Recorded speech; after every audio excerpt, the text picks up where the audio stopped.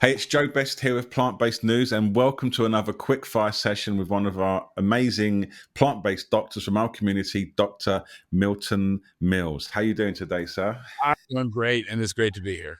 Excellent. Okay, so let's get started. The first All right. question: what's your favorite plant based breakfast? Scrambled tofu. What's the biggest myth about protein you'd like to be extinguished? You can't get complete protein from a plant source. The fact is, all plant foods have protein. All plant protein is complete protein. Right. What's your favorite go to comfort food?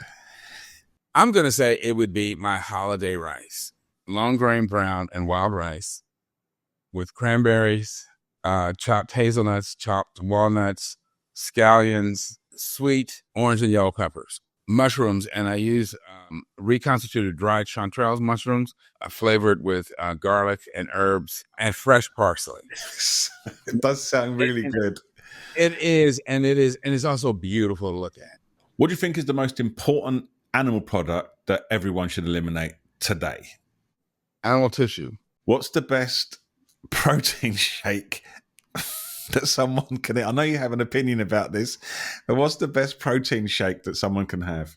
Forget about these protein powders. I prefer to use raw walnuts and then berries, thin it out with pomegranate juice and aloe vera juice, blend that up, and you've got a powerhouse protein shake.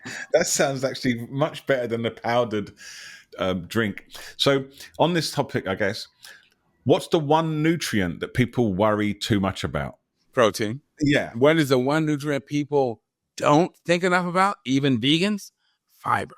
And the greater the variety and diversity of plants we eat, the greater the variety and diversity of fiber compounds that we can ingest that have the capacity to do things for us that we still don't even understand. If you weren't a doctor, what would you be doing? What I wanted to do was become a lawyer. I got to say though, mate, like you are a lawyer. The way that you do, the way you present the argument for plant-based living, you got the lawyering in there. I really feel this. Yes. It explains a lot. What's the one book you would recommend people read if they're interested in plant-based diets?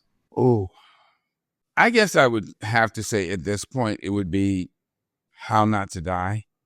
What's your favorite lecture that you've done? Probably The Biology of Disgust, which is also called Meat Eating and Mind Games. I would always start off by telling the class, I'm going to convince you that even if you eat meat, you don't like it. By the end of the lecture, they understood what I was talking about. And yeah, that's probably my favorite one. What's your favorite go-to snack on a busy day? Souped up hummus and rice cakes. I load my hummus up with cumin, red pepper, lemon, and garlic, and it's pretty spicy. But man, is it delicious! Plant-based dairy alternative: soy, oat, almond, or none at all? It depends on what you're doing. Like for cold cereal, almond milk works really well, and to just drink rice milk and oat milk, which is thick and creamy and oh my gosh, you can make wonderful mashed potatoes. What's the most surprising benefit of a plant-based diet? Oh God, there's so many. Mental clarity and the way you smell. It's true. If you was invited to add one guideline to America's food pyramid recommendations, one sentence, what would it be? Dairy foods are toxic. They in and out. Perfect. Who inspires you in the plant-based world? As I told you, this past September was my 50th year of being plant-based.